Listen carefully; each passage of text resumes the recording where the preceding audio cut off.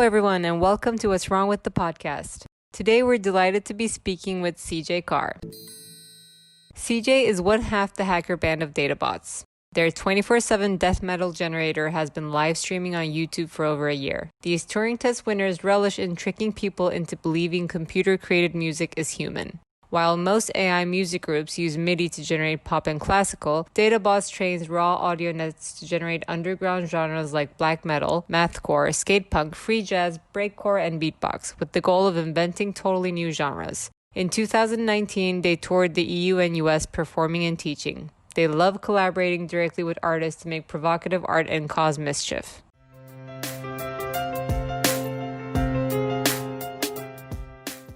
CJ, welcome. Hello, thanks for having me. Thanks for taking an interest in AI music. It's definitely our pleasure. So please tell us about yourself first and then the journey of Dadabots. So I'm a musician.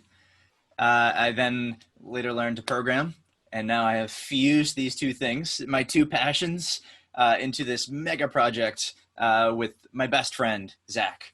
I started playing guitar. I really wanted to be Jimi Hendrix. From as early as age 4, learned his whole catalog, and then my brother got me into crazier music like the Dillinger Escape Plan, and I wanted to make just insane, screaming, chaotic music on guitar, and so I did that. But then that wasn't enough for me. There's sort of this insatiable urge to just make more and more extreme music. So then I learned how to make music on a computer, and I was making breakcore and mixing up drum loops with guitar, but even that wasn't extreme enough. Eventually, I met Zach, the other half of Dadabots, while interns at Berklee College of Music, and at the time he was studying music technology, and I was studying computer science. And we just had a brain swap. He gave me his skills. I gave him, I taught him how to program. And then we just became a hackathon team. Right. When we first came across you guys, it is so wild, so crazy, and makes you think a million different things that you never thought of before. But it's also so hard to wrap your head around it. So what does Dadabots do? And talk about the technology behind it a bit and how it functions. Right. So Dadabots is two music nerds that are trying to keep up with the forefront of technology, using machine learning, deep learning, neural networks, AI, SoundCloud bots, YouTube bots, trying to use these as our instrument to try to make music that's never existed before. And at the same time, publishing our results as open source code at machine learning research conferences, and putting out music on Bandcamp and YouTube and collaborating with artists. And now actually we collaborate with other AI labs. Amazing. So it's basically, well, I mean, you guys are obviously the talent behind it, so I don't want to say only machines, but you're also collaborating with machines to make music. So that's basically it, where they have their own, like they have autonomy. So it's not like, well, musicians always used equipment and machinery to create music, obviously. But this time they're almost like individuals participating in the making process. Right. Yeah, that's the crazy thing about working with this kind of tech is literally before I go to bed, I will enter in a series, like a wish list of, all right, give me Meshuggah in the style of country, or how about let's fuse deathcore and funk, and then I'll fall asleep, wake up, and then in the morning a full 45-minute record is complete, and I listen to it, and I'm like, no, not that wasn't good. That wasn't as good as the last one, and I mean, this is what I've been doing every day. This is, I mean, it's so fascinating to me because I'm thinking, okay. Initially, you're introducing music to it, right? So it's like learning about metal music, let's say. And then over time, the complexity grows sort of, we can say like it starts to grow its own taste of music. So do you see then like, can you, similar to like people, okay, like if you get to know me better, you would know what type of music that I like. And, or if you hear something on the radio, you'll be like, oh, Pinar would love this.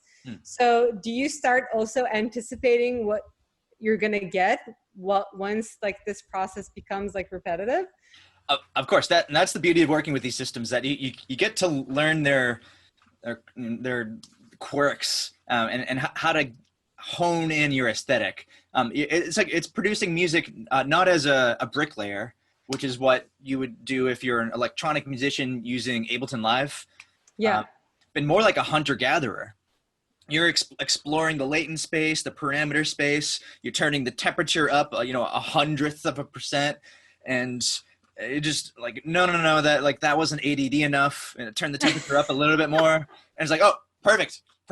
I've now have produced the music that produces maximum satisfaction in me. It's equally heavy, interesting, and groovy. But it's so interesting because when I always think about like production of music, there's so much control over it. This is a little bit more like supervising. You're kind of like, that it's almost like we need more cowbells. Like you're like, you're gonna add that a little bit more, but you can't, there's really no micromanagement around it because like you get an end product, right? Like in the end, you're not necessarily micromanaging the process of it. You're like, oh, that's interesting. Like, it's like, listen, like you get an artist that comes up with like 10 songs for you every time. And you're like, oh, that's a hit, or no, that's not a hit. Right. There's something deeply satisfying about it, and also very accessible.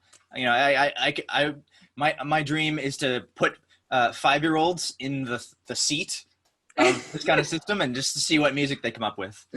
I think so. That's the part I want to like sort of dig deeper into. So clearly, I mean, it's like one of the coolest things I've even like came across, and also it's like, okay, pushing the boundaries, that should be like an ultimate satisfaction. But on top of all of those, why do you think it's like a need, or what are the what do you think that was missing to sort of also like push you guys to sort of think more onto this, and what do you think is the potential that might thrive from it?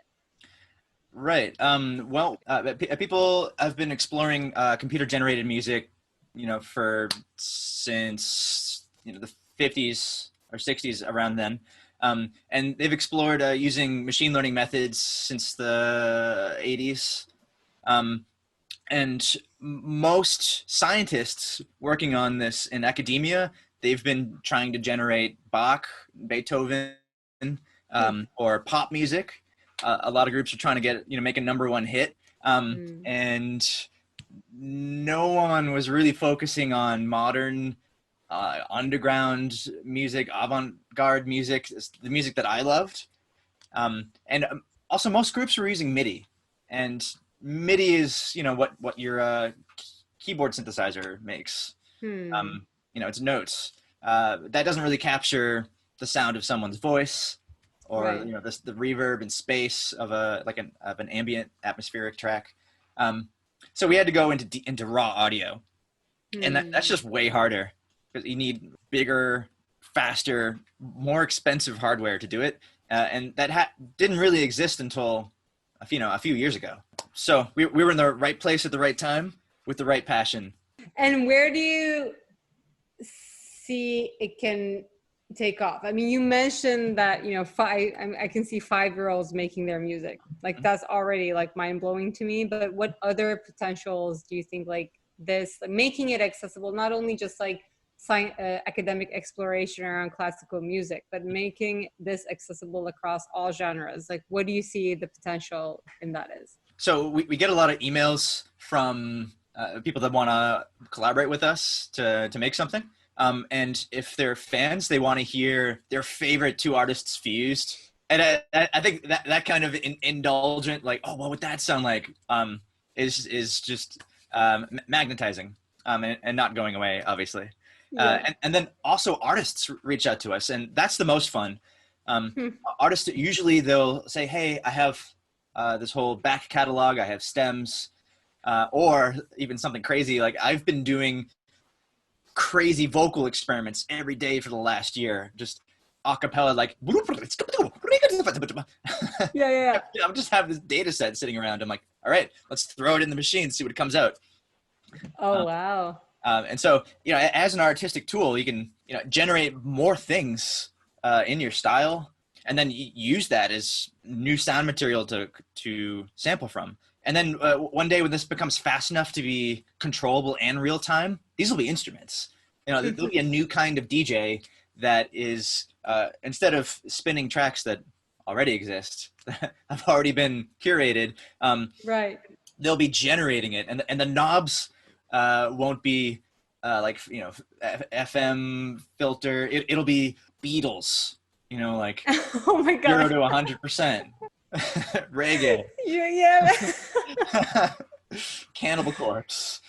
That's crazy. I can't even I can totally see let's get a little bit of, reggae in there. Let's get, no, too much. Let's get a little bit of rock. I can see that happening, but it's so hard to even imagine the results. And, which is why people should check your work out. And you also have, stuff on YouTube that is really cool.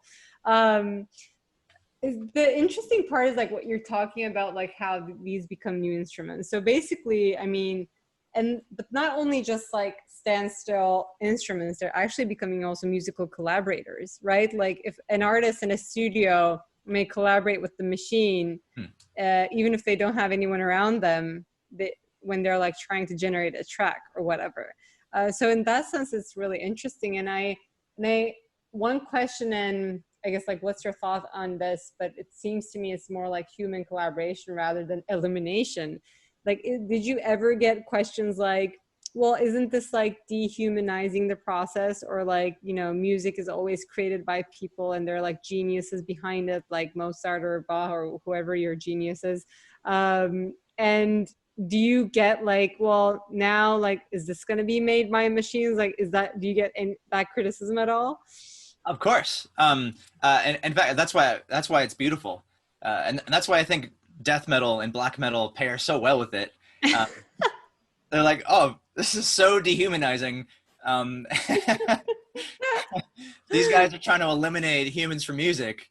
It's a really funny thing to play up. But of course, the reality of it is that this actually helps automate all my collaborations. I think in the past, I could maybe do 1 or 2 music collaborations at a time, because I have to put a lot of time and effort into making it great. But now we have 20 or 30 collaborations going, wow. with all kinds of artists, and yeah, living or non-living, by the way. well, if you count the non-living, it's over 5,000. But oh my God. Yeah, but if you count the living, it's 20 or 30. Yeah, we have a bunch of records that are about to come out. A mathcore band from Seattle, a breakcore artist from Berlin, a pop artist. What we're also exploring right now is we have an artist residency program. So we were donated a bunch of GPU credits on Amazon, and that allows us to run and train these models. And so this time around, we were okay, let's bring in another machine learning artist. So we brought in Hexer from Mexico City, and he's been experimenting with Melgan and a bunch of neural networks, combining it with pre-Hispanic electro cumbia, tribal. Music that comes from Latin, Central, South America, that it's inspired from an earlier time, and then fusing it with electronic. And he comes out of that music scene and very recently started mixing machine learning into it. And Zach and I love that kind of music, and we're yes, let's bring this guy in and let's have him. We just gave him a server. And we're have at it. And right now he's training a jukebox model on 40 gigabytes of Tribal. And I can't wait to hear what he's going to make out of it. I'm imagining a scene where you're conducting an orchestra, and then that also shrinking it into a box, and that's your orchestra. which knows music from all sorts of artists. And you're kind of well, play that while you're playing that. And then the back end instruments should be playing that, but you should be bumping up this. Like I keep trying to visualize what you're describing, and I wonder, like, how do you, so you mentioned like artists actually reach out and they want to actually use this as a tool. And well, there are artists, and if you go into music business, right? And I don't know, you went to Berkeley. I don't know if you had any friends who were in the music business side of things, but it's a whole other ball game, right? So what do you think the music business thinks about this? Like, do they see it as a threat? Do they actually like it because like it's actually making their job easier? Do they see like an opportunity where they don't have to deal with diva artists and they're gonna just have like machines that they're gonna create music with? Like, how do you think they perceive it? That's a great question. I think right now, automation in music has its place in functional music, and that term separates it from artistic music. Functional music, background music for ads. I see. Or video games or movies, and there are already companies that are automating that. And on the one hand, that people say that puts some composers out of work. On the other hand, it enables filmmakers to do more. So it's certainly disruptive. But on the other hand, music business is a thing that's only been around, a century. Music has been in the human soul for as long as we've been a species. Existed, yes. And where I think this is going is that it enables our ability to communicate music. And this idea is a little bit more out there, but this is kind of where I'm seeing the direction of this going in the future. Yes. There used to be a time when only an elite group of people knew how to write, but today most people can write. And when you have just a small group of people that write, it's a lot of power that's concentrated, and they can control people. Yeah, like religious books, maybe. Yes, exactly. Precisely. But of course, it's empowering when everyone can write. And now it's not the tool of the elite. It's just something everyone can use to talk with each other and to find the truth. And now music can also rise to this surface, where it's not just limited to a group of experts that are really good at digging down into their subconscious and finding what they feel and expressing it, or not just limited to propaganda groups that use music, influence you to buy things or to think a certain way. But everyone has access to that. Yeah.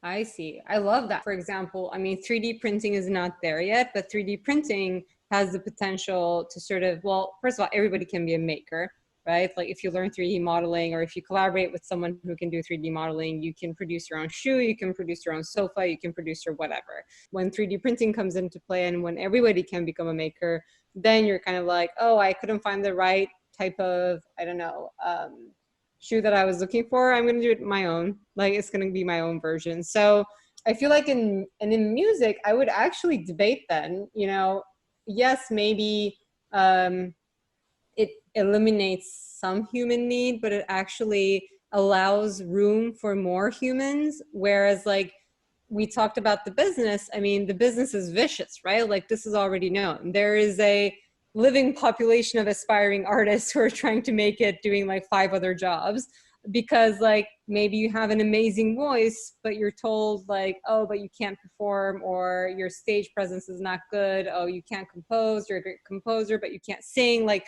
all these elements. But what you're telling is like, well, she or he is like really good at that.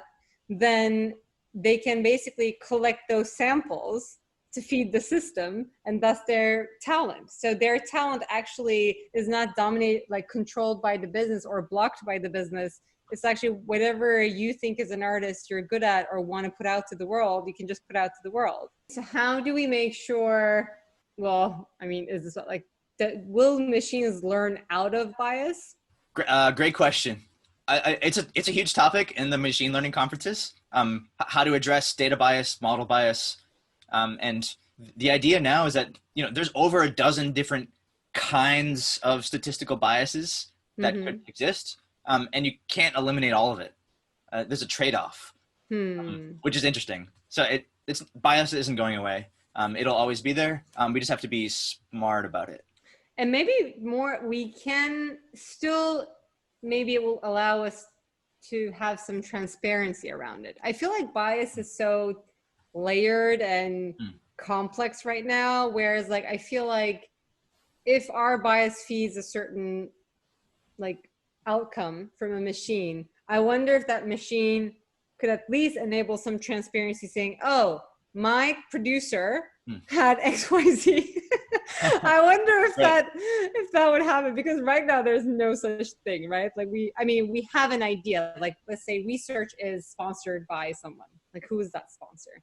So their bias clearly, reflects onto the research itself and generates such data. But the machines don't speak up. They're not saying, by the way, my sponsor is like XYZ, just so you know, if you still want to opt in for this like study, please do. So do you think that is possible? Like it will call for some more transparency? Right. Yeah. That's a decent solution for now. When the law enforcement uses their, criminal detector, it should have, transparency, like, oh, by the way, bias towards people of color. That should be transparent, obviously. Exactly. And I feel like, music is such a great platform in that sense, because I feel like people, there's a human connection there. Like you actually connect to music. Whether because it's your own history, whether it's your own like personal memories that makes you connect to it, or whether it's just like pure biology, who knows? But we connect to it. And so therefore, yes, maybe it is produced with bias, but we opted in for that because it like somehow reflects, right? So it's not like we're fed an information that we are trying to be brainwashed or we have no other option to be exposed to, but it's more like the more like you have a lot more music and you can select from whichever you want. And so it technically in that sense, like you could still be in control over what you're listening to. I feel like that is less now, where they're like a mega production companies, even if you think you don't like a song in the beginning, like after 10 days of brainwashing, you're confident that you like that song. I feel like with like machine and like giving people more access to music and like music creation, like you would have more say. At least that's how it feels like right now. But who knows how the big players can take control over that process too. Sure. And there's right now in machine learning, the big players, they have access to is a lot of hardware and compute. Right. And so when they train these giant models and give them away for free, that's very, very helpful for the rest of us. And also just thinking about the intentions of a lot of these groups, most of them are just trying to do science. And I think that's really interesting, and they share it open, and that's great. Some groups, they're trying to, make pop music. Maybe they're trying to chop the charts. That's not really interesting to me.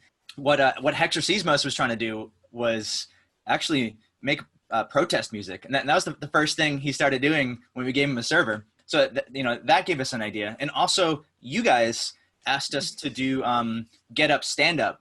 Yes, which is a song, mega protest hit, right? Yeah. In the style of Queen. Stand up for your life. Stand up for your right. Stand up. Stand up. Don't be loved. And so those two things, it really inspired us. I'm like, oh, all right, of course. Let's make a bunch of protest songs. So we did that. We actually have a sample library of 100. Oh my God, I love that. Yep.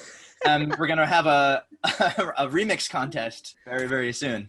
I want to touch upon that because there's a reason why we also like sort of focused on, we literally like, I think with Yasmin, like research, like what are the top protest songs and sort of like trying to get like a feel like why they were chosen. Sometimes it's the lyrics, sometimes it's the beat.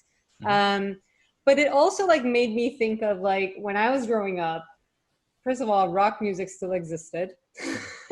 What is called rock now. If I go back to like 90s, I don't think, it's the same rock, and I'm sure like people in 70s will say something different. But also I feel like there was a lot of punk vibes. Like it was just like a lot of protests in the music, like criticizing governments and just like acting out. Like that was my childhood. Whereas like now groups that call themselves rock, to me it's pop music. I mean, I don't want to diminish or like devalue in any way. It still can be great tracks, but it's very different in the way how I feel like the former versions of that was a much more like an activist mode or like awareness mode. Like you could actually have awareness through lyrics. I think you see that in good rap or hip hop today, if it's not lost between all the vulgar language, but it's more reality. It's a symptom, right? There's a reason why such music genre exists, because it's talking about a culture that is suffering clearly in a systemically corrupt environment.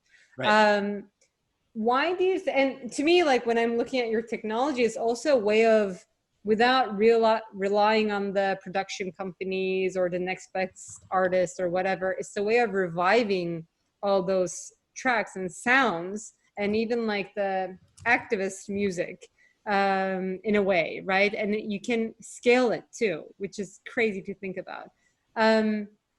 But I would love to get your opinion, and this is like a very personally selfish question because I think about this often. Like, why do you think that type of music diminished over time? And even like same bands, let's say, that were doing way more, I don't want to say aggressive, but like way more real tracks sort of became like very sugar coated and soft over time. Even like, why do you think that happened? And how sort of like what you're doing now is also like, I guess like it's an anti whatever movement that is. But why do you think that happened in the first place? This is just a very like out of curiosity question. Sure. Yeah, it's a part of the cycles of art. It's a phenomenon where anything that's provocative, over time, business figures out how to draw a line around it and identify the people that like it and sell things to that population. So it's generational, you think? Like, okay, millennials love this, but like Gen Z likes something else. Like they study that and push that? Or is it more like, people can only take this type of music for so long, let's like switch the beats a little bit? Like, is it more like that? I think that when anything new and exciting comes on, the major labels jump on it and end up strangling it and beating it like a dead horse, and then packaging it nicely for everybody. I think this started with rock, and in the very, very earliest days, I think rock was a way for young people, teenagers, to actually have a voice in the culture. Which they weren't really before. And of course, in the 60s, teenagers are being sent to war from the U.S. to Vietnam against their will. And that was a way for them to have a voice and to protest and to connect to young people throughout the world. And then rock becomes the #1 best-selling genre in the world, and it loses that spunk because now it's a business, it's an engine that's just fueled by money. And then hip hop then took on that role. And groups like NWA, they were doing reality rap. They were talking about what was going on in LA and in Compton. And then hip hop became where this group of people did not have a voice in the mainstream culture, like in the same way, and then hip hop enables that, which is a great thing. Now hip hop's the #1 genre, which is interesting. So I think whenever any new style of art that's new and provocative, and you look at it, you're like, oh my god, holy shit, comes along, everyone's gonna bring their attention to it, and that's an opportunity to spread someone's voice that didn't have a voice before. Yeah. And I think AI music is now one of these things.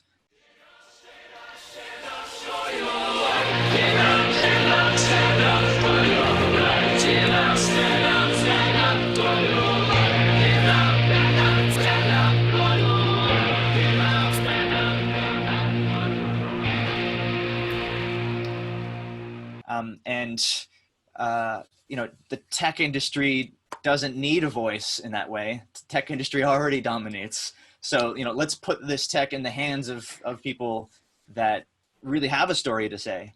Yeah. And that's kind of where we're heading with this remix contest. Yeah, I see. Okay. And like blend hip hop with rock, and let's see what that looks like too. I think there is more collaboration. Well, I don't want to say that because we see very different artists collaborating with each other and making great music. But I think it's also like a very, it could be a platform of like very unbiased, open collaboration of different genres. And also, to what you said in terms of like production companies sort of like seeing these cycles and utilizing and taking advantage of it to the point that it's like not interesting anymore, and they throw away those artists and they take on another one that is hip new. So instead of like creating that like unhealthy cycle, maybe there's a platform for everyone to exist, because clearly like there is still people who are longing for like good rock music to come out, right? And you're kind of like, when something comes up and then gets to like best new rock music track or whatever, you're kind of like, is it though? Like, is this the new rock now? Like, you sort of like long for these things. So like there's a need almost for like everything. It's just like it's not accessible because the production companies don't want to represent it. It's not making the most money right now. So I feel like what you're doing sort of creates that freedom, almost like liberation of like, you want that? Introduce that into the system, like get something out of it. I think in that sense too, not only everybody can be like part of music, but there's more access to all sorts of genres and maybe more room for innovation even, because you're not restricted by regulations, budgets, and also what production companies want to favor for that, cycle. Sure. Yeah. And there is great music being made in the underground. You have to really dig for it on SoundCloud and Bandcamp. Probably. But it's also important to highlight that it's not just about the quality of the music and how good it sounds to our ears, but it's about what is going on culturally here. Right. I've recently discovered a Saudi Arabian black metal band. Oh my God. Right. And then they in their music, they're, speaking out against their religious situation and oppression. Yes. And if the government ever discovered that they were making this music, we don't know what will happen. We don't know what would happen next. Culturally, that's extremely interesting. And here's an opportunity for a voice to get out that would have been otherwise oppressed. I love that. Like one of our favorite quotes, and we sort of like live upon that in our own like day-to-day practice. Nina Simone famously said, artists' responsibility is to reflect their times. And that to me is the definition of an artist. And it's a bold move. Like you can do a lot of, sugar-coated stuff that, sounds nice and is listened to, but really like there are several different artists, right? Like some really open their heart and it's very personal and probably aching and maybe even like destructive as they continue to sing those things because it's really like personal to them.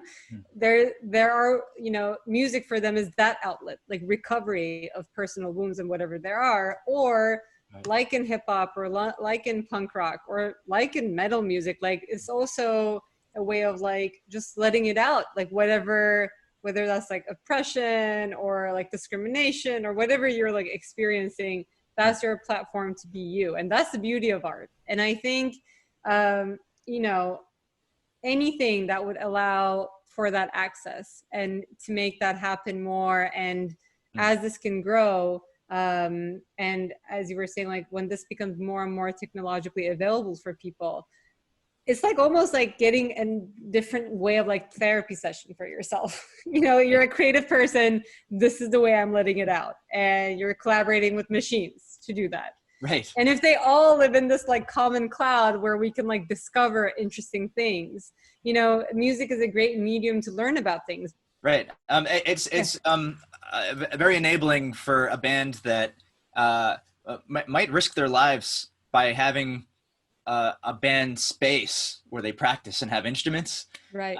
If you could just generate this in the cloud from your laptop and put it out that's there. But I would say maybe one of the things that's sort of wrong or gray right now in machine learning music, and it's still a big question mark that people are trying to figure out, and there's a lot of conflicting opinions. It's should people train music on bands without their permission?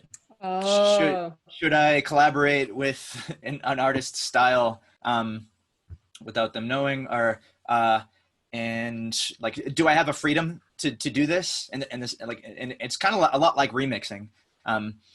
And what is the normal? Like, let's say a DJ is remixing a famous, like not a famous or like a whatever song. Yeah. What is the like? There's a copyright situation. Do they have to pay the artist loyalty? Like, how does like normal remixing work when there's no machine learning? Right. So normal remixing, if it's significantly different, it becomes a transformative work, and then it's fair use and you own it. If you're sampling huge chunks of a song, it's a derivative work. And I'm not a copyright lawyer, but this is my best understanding of it. Okay. And DJs can do whatever they want because venues pay licenses, blanket licenses. But if you try to publish that on Spotify, then the labels are going to look for their cut.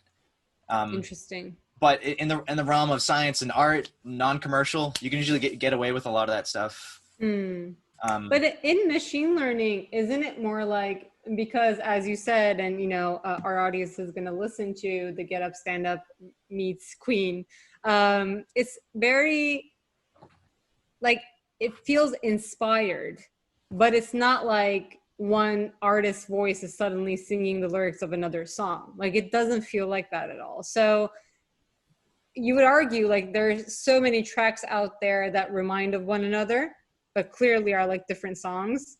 And there's like, maybe even there's no sampling, but the style of it or the lyrics of it or whatever could be reminding this. Like, the outcomes of the machine learning feels more like that rather than like an actual remix. But I wonder if still in the future, is it going to be a problem where you're like, okay, like blend in, I don't even know, like we said Queen, so let's say Queen, and then somehow Queen meets Adele, right? So when you're talking about these like mega money-making names, are they gonna get, I mean, I think Adele is an amazing person. I don't think she would personally care, but like, do you think many people are gonna be like, oh, they definitely used my sample of music in this one, I can tell it because of XYZ, and they try to take legal action? Like, do you think that would happen? But wouldn't it like can't you argue like, oh, it's just inspired, not like driven? Sure. And I think groups like OpenAI are when they publish their generated music, they say, in the style of, and I think no one owns a style. It's right. Not a thing that's protected. And what's interesting with the models is that if you overfit them, they can memorize the input and spit it back verbatim. And then that's kind of like sampling. But if they don't overfit and they generalize, then they only just grab the style, the generic style of it. And so it kind of depends on how long you train the model, where that I see. Really, it's kind of super gray. Which I think this is really interesting. But there have been a few cases that we've seen of artists sending takedowns. And interesting. The YouTube artist Vocal Synthesis published a video of Jay-Z rapping the Navy SEALs copy pasta. And Jay-Z's label he has to take it down. We can't listen to it now. But actually, YouTube reverted the copyright claim, and it's now back up. Oh, really? Okay. Right. And so the thought is that, no one owns the copyright of a style of someone's voice. Jay-Z doesn't own the style of his voice, which is But interesting. when you're listening, can you say, oh, that's Jay-Z? Or is it like the way he raps? You listen to it and you're like, that sounds very much like Jay-Z. Like it's definitely, it's synthesized, kind of sounds like Siri, like text-to-speech, but that definitely sounds like Jay-Z. I see. That is a really interesting, and it seems like I think it will remain as a gray area for a while too. I don't think there's going to be any like clear Right. answer around No, it. I don't think the gray area is going away. And we got a copyright takedown. We had a video of Frank Sinatra singing a Britney Spears song. Oh my God. But what happened is that 9 copyright lawyers reached out to us to help pro bono. Wow. Right. So now we're going to explore what it's like to appeal a copyright takedown.